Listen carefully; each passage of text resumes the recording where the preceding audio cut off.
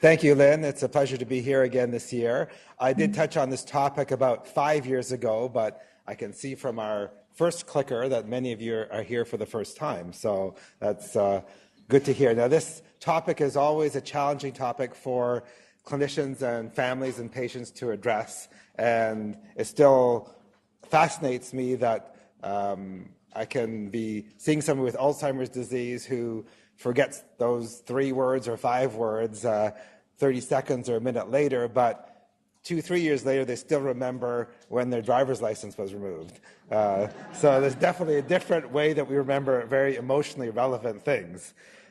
So what we'll talk about is the balance of how to assess for driving. This is more reviewing the literature rather than specific clinic research that we're doing, but hopefully we'll be able at some point to be able to access some data from the ministry because they've been doing a lot of driving assessments on patients.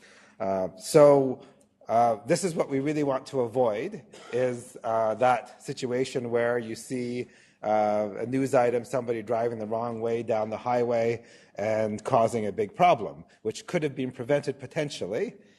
And we know that we have to target certain populations, particularly the young new drivers and the old drivers. And you can see that the driver fatality rates are quite a bit higher in those 2 extremes for completely different reasons. The young ones, it's inexperience, poor judgment, often lack of awareness of their limitations. And the older people, it's often a mixture of medical conditions and some frailty and a bit of slowness in reaction speed that also comes into that. So I'm going to have you now take out your clickers just to get a feel for how you feel as an audience about some of these topics. So the first question is, when should driving stop? And as you can see, the choices are, plus your A, B, C, D, or E, either when there's mild cognitive impairment, which you heard about as a definition earlier, as soon as dementia is diagnosed, when starting to show mild errors in driving, after getting lost or having an at-fault accident, or only after failing a road test.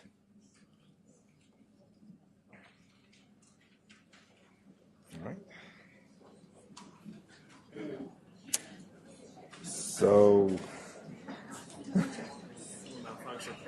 slight malfunction. Now it works. Okay, it looks like it's starting to tabulate now.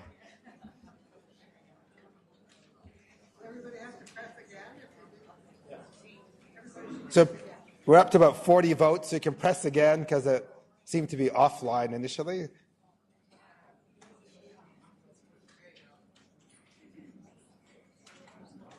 All right.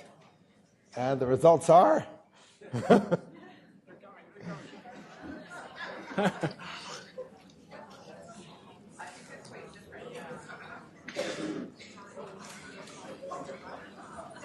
Okay. So we got answer C, when mild errors in driving are being seen. But as you can see, there's a fairly wide range of... I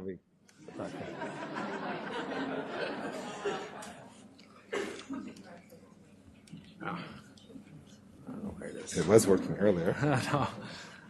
A little technical malfunction here.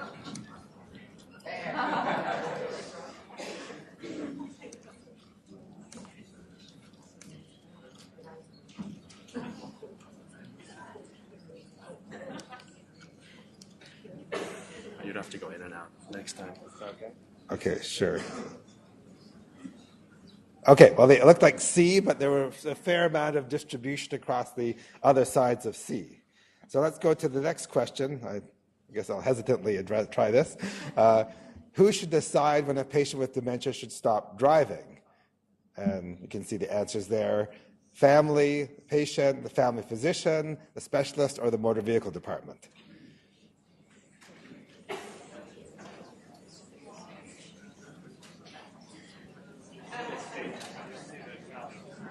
Sorry if I hit the... Yeah.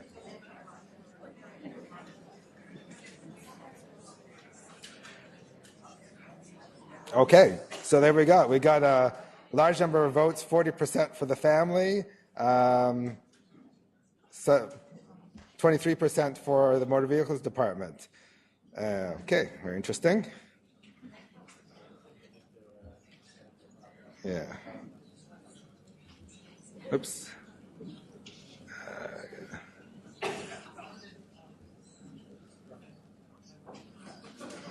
Okay, and one more question. Which do you think would be most helpful? A very vague helpful.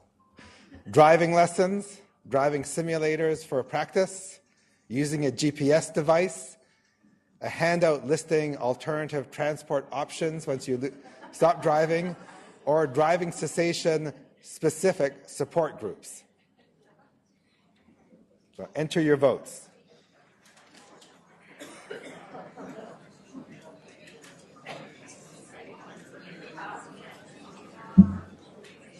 All right, I think we're getting...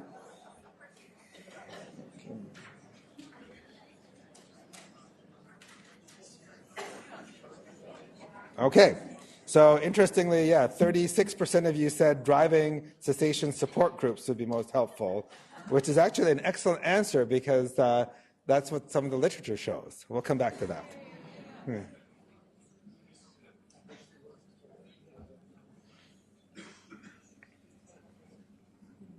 We keep seeking Hakon's family there. That's a very cute family, I must add.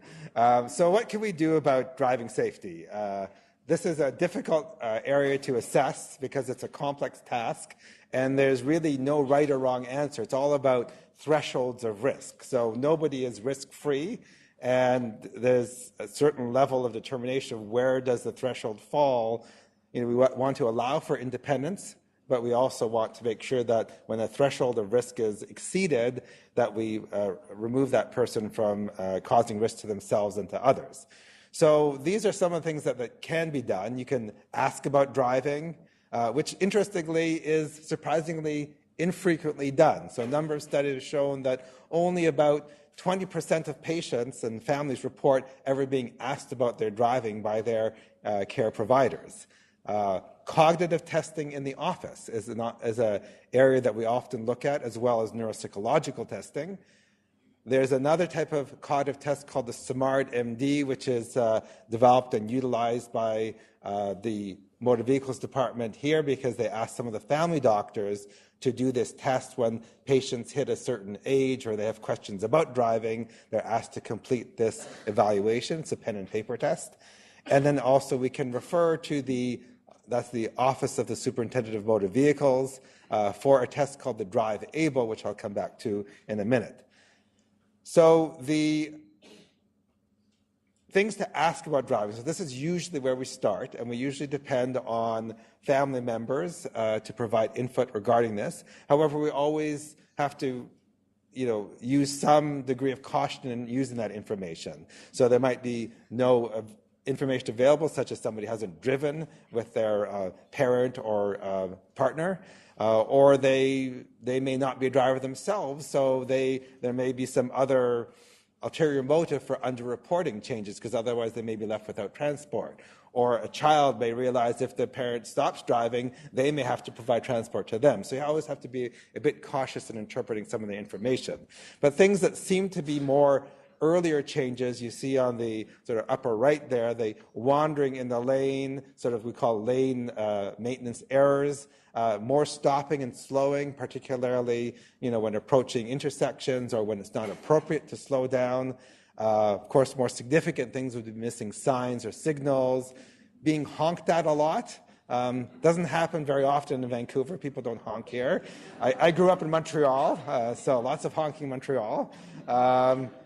Confusing controls on a vehicle, particularly if they have a new vehicle, or unexplained collisions, scrapes, traffic tickets, getting lost or always needing a co-pilot, and also not being able to sort of multitask, not being able to talk and drive at the same time without a significant deterioration in performance. So these are the things that we often discuss as areas to look out for in a driver that has cognitive impairment. The other question that often comes up is the granddaughter question. Would you let your in this case, often it's a child, would you let your father or mother drive your own 5-year-old daughter around? And if you feel confidently yes, then you can be pretty sure that the driving is probably going to be safe. The other questions, there is a bit of literature that says that we know who probably should not be driving. So anybody who meets the criteria for a moderate stage dementia, so that's where they cannot do any of what we call instrumental activities of daily living, where they have lost the ability, let's say, to cook, to do finances, so more than 2 instrumental ADLs, it's likely driving would also be quite impaired. Anybody who's lost a basic living skill, such as being able to dress or shower, shave, those types of things, also probably should not be driving. These are fairly clear areas where there isn't a lot of debate. But then, of course, there's the as well, if there's a serious concern raised by family members or by their driving history that there's a problem with driving, like many near misses or going through lights, then those are areas where somebody should probably not be driving as well. Then there's this whole gray area in between. So there's been a lot of studies more recently looking at the milder end of the spectrum. So people with mild cognitive impairment. So these people may have a memory complaint or another type of cognitive complaint, but they still function. There's no significant decline in their functional level. And when you look at groups of patients with mild cognitive impairment, it turns out that about 2/3 of them actually receive less than perfect scores, but that's not a surprise. Half the people of the similar age also do not have perfect scores, but they are worse drivers than healthy age-matched controls, but to a small degree. So probably not enough to recommend cessation of driving for most people with mild cognitive impairment, or to even recommend a more detailed assessment. They tend to have more lane control errors that I mentioned earlier, as well as difficulty with judging left-hand turns. And these are particularly the areas that the on-road test that's being done by the ministry looks at, is the left-hand turns and lane control errors as being more significantly predictive of accidents or driving infractions. It turns out the mini mental status examination, which is that test out of 30, in MCI, most people score very high on that test. And at the high end, sort of above 24, there's really did not predict driving performance at all. And there have been some studies on using simulator training for patients with MCI. It turns out they actually did improve in their abilities using the simulator, but when they were retested 6 months later, any of that gain had disappeared. So they had difficulty retaining the gains that they made from 5 sessions of simulator training. So what can we do in the office? Well, we've learned that there's relatively limited correlations of tests and driving, particularly at the higher end, as I alluded to. There's another test called the Montreal Cognitive Assessment, which we use very frequently in our clinic for our higher functioning patients. And it turns out there have been a few studies with the Montreal Cognitive Assessment and driving.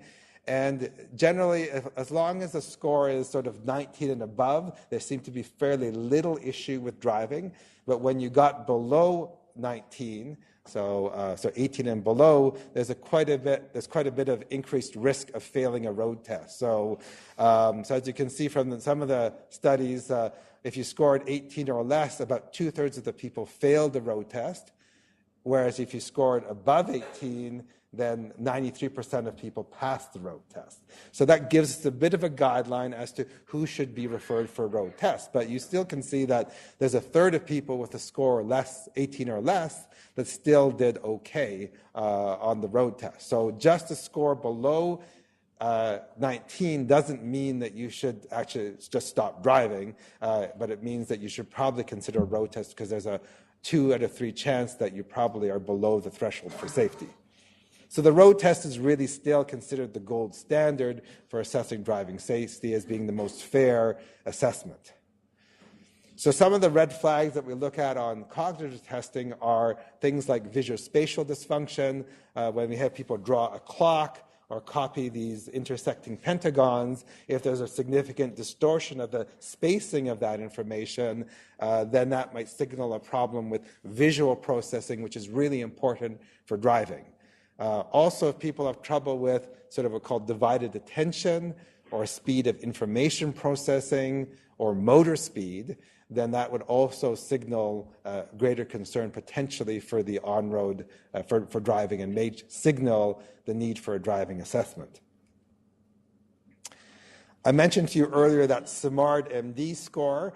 We don't use that much anymore in our clinic because I have not found it very predictive of driving ability, but I mentioned to you because some of the family doctors will use that as part of their driving assessment.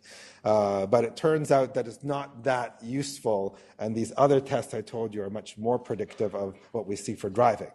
But what we do use is something called the Drive Able. So this was a test that was developed in Alberta to look at both a computerized screen where somebody answers some questions, and then depending on where people did on the computerized screen, they may have a road test to determine whether they are actually capable. Recently, well, at least over the last couple of years, the Motor Vehicles Department has been allowing everybody to actually have the road test. So even if you fail the computer screen, almost everybody still gets the road test because they found that the computer screen has a lot of other influences to it that may be not as predictive. However, if you pass the computer screen, then you don't actually have to go for the road test. So they still trim down some of the road tests by if you do well on the computer screen. So this involves a road test, which is sort of in a dual control vehicle. So it's not your own vehicle. So that is one of the issues with it. And also it involves a specialized assessment to look at making left-hand turns, judging distances, things that may be more predictive in the elderly of a driving problem. So it's not the same test that a new driver would get. They don't make you parallel park and do those types of things. It's all really about making decisions for speed of information processing on the road. So who is referred for the motor vehicles drive able test? Well, if concerns are raised by history and cognitive tests in a patient with or without dementia, then we refer for a driving assessment.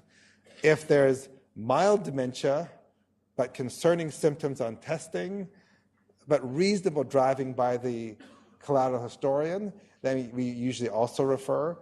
But if somebody obviously has some concerning findings and family is concerned, then we often will just remove the license rather than going for the road test. So just to give you an idea of the MMSC and the Drive Able road test, it turns out that if you scored 24 and above on the MMSE, about 60% of patients failed the road test. If you scored less than 24, which was about 20% of the group, about 4/5 failed the road test. So scores of less than 24 are also fairly, on the mini mental test, are signals of potentially failing. So the useful interventions, just to finish off, are early discussion of driving in dementia. So it's useful not to bring it up just at the point where you're thinking about removing the license, but actually bring it up earlier on, saying, at this point, I feel that you have mild cognitive impairment or very mild dementia. From what I can see, your driving appears to be safe. However, we're going to look at this as time goes on, and at some point in time, as your dementia or Alzheimer's progresses, we will need to have you stop driving. So bringing it up earlier makes it easier, and also discussing with family members about what to look for in driving may also avoid a situation of danger. It turns out lots of patients self-restrict. They drive shorter distances, local area, daytime driving, light traffic, which is good. And this is what we advise patients to do. GPS devices have been studied, and it turns out they're only useful with the audio component. If you put the visual component on of the map, it actually worsens performance. So audio performance only telling you where to turn is useful. And the driving cessation support groups were actually found to be very, very helpful. And these are not just Alzheimer's support groups, as you see from the Alzheimer's side, but actually specifically towards driving cessation were very helpful for patients and families. So in the future, We need more research on how often do we have to retest people. We need more naturalistic studies of using these dash cams and other measures of car movement, tracking how do people with dementia drive and what are some of the errors. And maybe even that will come into our ability to track a patient with dementia as to how they are driving. And that might be another useful intermediary. We need those support programs for driving cessation. And then, of course, the far future, we'll have Google driving us everywhere. So the autonomous vehicle will certainly be a great relief for me and my patients when they finally come in. Thank you.